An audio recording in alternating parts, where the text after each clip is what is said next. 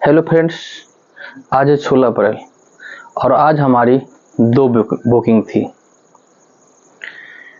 पहला बुकिंग का टाइम हमारा सुबह 10 बजे का होता है और दूसरी बुकिंग एटेंडम आती है जिसकी टाइम शाम को 7 बजे का है।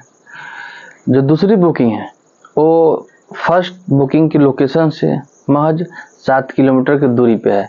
तो ये बहुत खुशी की बात है जो आज हम दो बुकिंग करेंगे।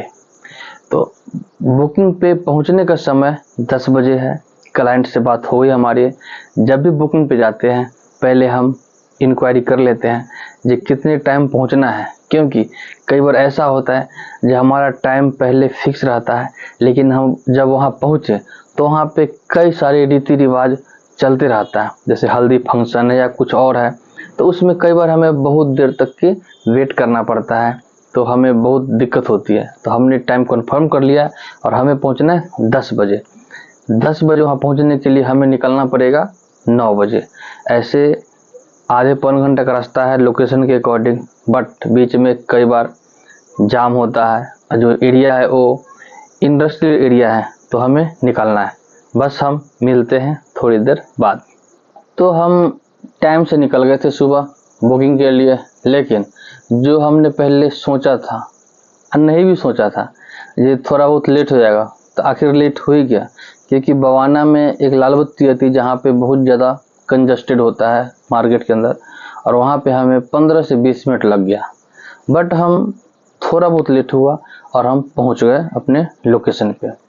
जैसे लोकेशन पे पहुँचे वहाँ भी थोड़ा गाड़ी की पार्किंग की प्रॉब्लम थी, गांव का एरिया था। बट हमने आंटी जी को फ़ोन किए और उन्होंने बता दिया कहाँ पे कैसे गाड़ी पार्क करना है। हमें गाड़ी की पार्किंग मिल गई। हम कई बार अपने गाड़ी से कहीं जाते हैं तो सबसे बड़ी टेंशन रहती है जो हमारी गाड़ी पार्क होगा या नहीं होगा, क्योंकि अच्छे एरिया में जाते हैं लेकिन वहाँ सबसे बड़ी प्रॉब्लम गाड़ी पार्किंग की होती है। ऐसे तो पूरी दिल्ली में दिक्कत है, लेकिन कई बार होता है जब हम लेट सेट कहीं पहुँचे या हमारे काम में टाइम का कोई पता नहीं होता है, अगर सही जगह गाड़ी पार्क हो गई तो हम फिर बिंदास काम करते हैं तसल्ली से, कोई वो नहीं। तो हम अपने टाइम पर पहुंच गए वहाँ 10-5 मिनट लेट, गाड़ी पार्क हो गई। अब आंटी ने हमें अपने लोकेशन पे ले गए और वहाँ हमने अपनी तैयारी शुरू कर दी। जैसे वहाँ पहुँचे तो पहले आंटी ने खिंचाई कर दी सबकी। अरे क्या बात है, सब तुम ड्रेस में आते हो। जैसे हम लोगों की क्या है, एक यूनिफॉर्म है जो हम यूनिफॉर्म पहन के ही बुकिंग पे जाते हैं, चाहे पार्टी हॉल हो, होटल हो या कहीं भी वेन्यू हो फंक्शन, हम अपनी यूनिफॉर्म में ही जाते हैं। आंटी ने खिंचाई कर दी, मजाक भी की। फिर उन्होंने चाय लाया, ठंडा लाया और हम भी अपना चाय पानी पी के तैयार हो गए। हमारी मेहंदी तैयार हो गई। तब हमने बोला आंटी अब दीदी को बुलाइए और ब्राइडल स्टार्ट कीजिए। लेकिन थोड़ा सा वहाँ फिर डिले हो गया। दीदी तैयार हो रही थी तो आंटी बोली एक काम करो बेटा, पहले उनकी सिस्टर को, एक और कोई फ्रेंड थे उनको लगा दिए, फिर हम इनको लगाए मेहंदी। ये भी जो डिज़ाइन चॉइस की उन्होंने, उनको पहले उन्होंने डिज़ाइन दिखाया अच्छे से और उनकी मनपसंद लगाया। ये आप देखिए और बताइएगा कैसी मेहंदी लगी है। दुल्हन की सिस्टर की मेहंदी। जब इनकी मेहंदी कंप्लीट हो गई तब दीदी आए, फिर उनकी हम स्टार्ट किए एक बार में दोनों हाथ और पैरों पे। 3 आर्टिस्ट हम स्टार्ट किए। उनको पहले डिज़ाइन चॉइस कराए। उन्होंने कई सारे डिज़ाइन कट करके कस्टमाइज करके फिर उन्होंने अपने चॉइस का जो पैटर्न जहाँ उनको बनवाना था वहाँ बनवाया। हमने तसल्ली से लगाया और दीदी को बहुत खूब पसंद आया।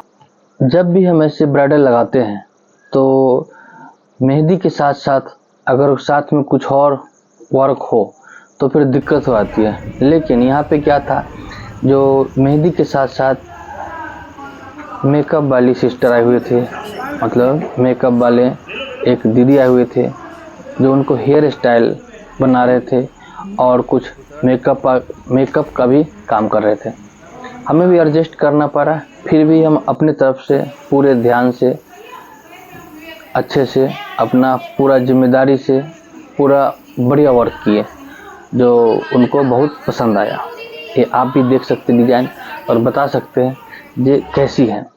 ब्राइडल का काम कंप्लीट हो गया। अब 2-4 गेस्ट बच गए थे जो अदर गेस्ट है। ब्राइडल के साथ साथ अदर गेस्ट की भी मेहंदी लग रही थी। जब ब्राइडल कंप्लीट हो गए तो 2-4 बच गए थे। फिर सारे बंदे मिलके इकट्ठे कंप्लीट कर दिए। टाइम हो गया था शाम के 6 बज के कुछ मिनट हो गए थे। अब हाँ, दूसरा बुकिंग की टाइम हमारा 7 बजे का था। जब ये बुकिंग कंप्लीट हुआ, पेमेंट भी हो गई, सारा सामान पैकअप किए, आंटी ने पेमेंट कर दिया। जब जाने की बारी थी, आंटी बोले बेटा आप हो, खाना ना खा के जाना, ये अब खाना स्टार्ट होने वाला है, डिनर स्टार्ट होने वाला था। हम लोग ऐसे कहीं वेट करते नहीं हैं, क्योंकि जब शादी का सीजन चलता है तो रेगुलर बुकिंग होती है। लेकिन उस दिन ऐसा था, पहली बार, कई सालों में पहली बार ऐसे वेट करते नहीं। बट साथ में और आर्टिस्ट थे, वो बोले भैया खाई के चलते हैं, क्या पता अगले बुकिंग पे हमें कुछ मिले या ना मिले। कई बार ऐसा हो जाता है, क्योंकि हम लोग का काम ऐसा है, रेगुलर लगे हैं, जब तक काम कंप्लीट नहीं हो हम लोग खाना नहीं खाते हैं। चाय नाश्ता हो जाता है, बट जो डिनर होता है अपनी कोशिश रहती है कि पहले काम कंप्लीट हो जाए फिर करेंगे।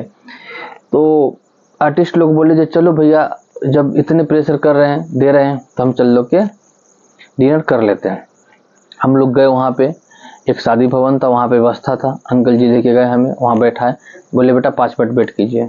हम लोग एक बार मूड किया जे चल लेते हैं, लेकिन फिर दूसरा भाई बोला नहीं भैया खाई के चलते हैं, क्योंकि वहाँ लेट सेट हो जाएगा। अब अच्छा रहा, हमने अच्छे से डिनर कर लिया सब लोगों ने। फिर यहाँ से हम निकले दूसरी बुकिंग पे। दूसरी बुकिंग की लगातार फ़ोन आ रहा था, क्योंकि यहीं पे 7 बज गए थे और 7 बजे का टाइम था। हमने फिर दीदी को बोल दिया, दीदी 10 से 15 मिनट लगेगा, क्योंकि वहाँ से ज़्यादा दूर नहीं था, 7 किलोमीटर के लमसम था लोकेशन के अकॉर्डिंग, तो 10-15 मिनट लग जाता। लेकिन जैसे यहाँ से निकले, फिर रास्ते में बहुत ज़्यादा जाम था, जितना हम उम्मीद नहीं कर सकते, बहुत ज़्यादा जाम मिला। फिर वहाँ हम पहुँचे 9:30 बजे। कितना टाइम लग गया, 1.5 घंटा लग गया 7 किलोमीटर जाने में, क्योंकि बीच में इंडस्ट्रियल एरिया था, वहाँ कोई गाड़ी फंसी हुई थी, इस चक्कर में बहुत ज़्यादा जाम लग गया। वहाँ हम टाइम पे पहुँच गए, अपनी वहाँ तैयारी शुरू की और ब्राइडल से बात हुई। उन्होंने डिज़ाइन जो सिलेक्ट किया हुआ था, उनकी डिज़ाइन जो थी 5100 में बात हो रखी थी लगाने के लिए, लेकिन वो बोले भैया कुछ डिज़ाइन दिखा दो। फिर हमने उनको डिज़ाइन दिखाया जो हम 15+ में लगाते हैं, तो वो बोले नहीं भैया थोड़ा सा कस्टमाइजर कम कर दो, हमारी बजट कम है। फिर उनसे हमारी डील हुई 9K में। फिर बोले कोई बात नहीं लगाओ भैया, सारी बात डिसाइड हो गई। फिर हमने लगाना स्टार्ट किया। जब मेहंदी लगाया कंप्लीट हुआ, हमने 9:15 स्टार्ट कर दिया था लगाना, और ये जाके 12:30 के लमसम में उनकी ब्राइडल कंप्लीट, हाथ पर कंप्लीट हो गए। साथ में उनकी मासी थी, वो ज़बरदस्ती करने लगे कि भैया मेरा भी लगा दो।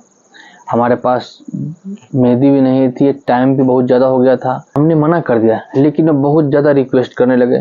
फिर हमने उनको भी लगा दिया, उनको भी बता दिया कि आप जो लगवाओगे उनका एक्स्ट्रा पे करना पड़ेगा। वो बोले कोई बात नहीं लगा दो। सारी लगा के काम कंप्लीट हो गया। उनकी जो मेहंदी लगाए वो डिज़ाइन देखिए, आप लोगों को कैसी लगी प्लीज़ कमेंट कीजिएगा और देख के बताइए कैसी है। जब उनको मेहंदी में लगा दिए, पूरी काम कंप्लीट हो गया, रात को 12:30 बज गया। अब आई पेमेंट की बारी। पेमेंट के लिए जब बोले तो उन्होंने पता नहीं किसको फ़ोन मिला है, फ़ोन पे बात हुई। अब मेरे को बोलते भैया बात हो गई आप जाओ। हम बोले बुकिंग करने हम आए हैं, हम कहाँ जाएं? तो बोलते भैया जिनसे हमारी बात हुई थी उनसे हमें खुद पता नहीं कि किनसे उनकी बात हुई थी। तो हमें जो बंदा भेजा था उनको फ़ोन किए, वो बोला नहीं पेमेंट लेके आनी है, ये बोले जाओ। फिर उन्होंने जिनसे बात उनको फ़ोन किया, जो हमें भेजा था उनको किसी और से बात हो रखी थी, और जो उनको बोला उनके किसी और से बात हो रखी थी। मेरे नीचे 4 बंदे थे, ये बात हमें जानकारी नहीं थी। नहीं तो ऐसे बुक पे हम कभी जाते ही नहीं, ऐसे फंडे में नहीं पड़ते। उन्होंने उनको फ़ोन किया, उन्होंने उनको फ़ोन किया, पता नहीं क्या बात है। वो बोली कि कोई बात नहीं, घर से नीचे आ जाओ, हम रास्ते में मिलते हैं, पेमेंट मिल जाएगी। हम घर से नीचे आए, जैसे अपने गाड़ी निकाल के चले बाहर, बोले रास्ते में मिल जाएंगे। रास्ते में कोई मिला बंदा, वो बोलता है ये लो 3500। हम बोले हमारी 9000 की बात हुई है। वो बोलते नहीं, हमारी यही बात हुई है, हमारी 5100 की बात हुई थी और 35 में डन हुई थी। मैं बोला आप दुल्हन से बात कर लीजिए, उनसे मेरी फाइनल बात हुई है दीदी, ये 9000 वाली डिजाइन है। तो बोले कोई बात नहीं, लगाओ। पूरी लग गया, सब कुछ कंप्लीट हो गया। अगर गैदरिंग की लगाएं, उनकी मासी की लगाएं, मम्मी, उनको मिला के 10K प्लस बन रहा था हमारा, लेकिन उन्होंने गेट बंद कर लिया और हम लोग नीचे आए तो बंदा बोलता हमारी यही बात हुई है, आप उनसे बात कर लीजिए। आधा पौन घंटा वहाँ पे भसबाजी हुआ, वो उसको फ़ोन कर, उसको फ़ोन कर रहा है। लास्ट में वो बोले चलो भैया जिनसे बात हुई हम उनको पेमेंट दे देंगे। हमारी जिनसे बात हुई थी हम उनको फ़ोन किए, वो बोलते हैं कोई बात नहीं, मैं पेमेंट ले लूँगा।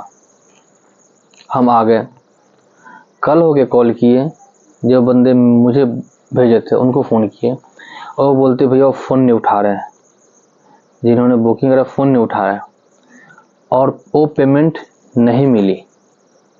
हमने जो काम किया वो पेमेंट नहीं मिली। यहाँ पे सोचने वाली बात है, जब हम डायरेक्ट पार्टी के पास चले गए, सारी बात क्लियर हो गई, ये इतनी की, ये है इतनी की, उन्होंने चॉइस कर लिया जी। हमने ये भी कह दिया कि हम लगाने हैं जी, इनकी पेमेंट हम लेंगे, हम किसी को नहीं जानते। फिर भी लास्ट में उन्होंने पेमेंट नहीं किया। फिर भी हम कहते हैं चलो कोई नहीं, प्रभु इंसाफ करने वाले, वही देने वाले वही लेने वाले, कोई बात नहीं। लेकिन ऐसे नहीं होना चाहिए। एक बार जो कमिटमेंट हो गया वो पक्की रहनी चाहिए, क्योंकि अपने जो हम काम करते दिल से करते काम, और ऐसा नहीं हो जाए। ये हमें बहुत बुरा लगा। उनको 3500 देनी थी तो बोल देते जब भैया हमारे 3500 लीजिए, इससे ऊपर हम नहीं दे सकते, हम सक्षम नहीं है, कोई दिक्कत नहीं। हमने खूब काम किया है, अभी भी लगाते हैं। जो देने में सक्षम नहीं है उनके हम फ्री भी लगाते हैं। हम भी वर्किंग वाले बंदे हैं, जो देने में सक्षम नहीं है उनके हम फ्री में लगाते हैं, कोई दिक्कत वाली बात नहीं है। लेकिन पहले फाइनल करके, कमिटमेंट करके, जब नहीं पेमेंट दे तब दिल दुखता है।